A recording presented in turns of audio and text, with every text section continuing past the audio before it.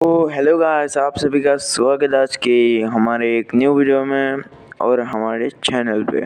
तो अगर चैनल पे न्यू हो तो प्लीज़ सब्सक्राइब का बटन प्रेस कर देना और लाइक भी दबा देना।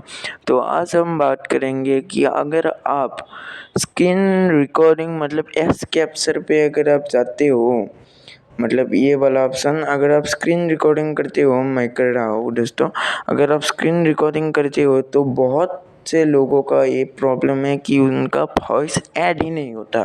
तो आज उसका सल्यूशन आपको बताने वाला हूँ, प्लीज़ वीडियो को एंड तक देखना और स्क्रिप्ट मत करना। तो पहले आपको सेटिंग्स पे जाना है। सेटिंग्स पे आने के बाद थोड़ा स्क्रॉल डाउन करके आपको मिल जाएगा हमारा शॉर्टकट एंड एग्जिस्ट। तो उसके पहले बटन पे ही आपको क्लिक करना है, मतलब एस कैप्चर।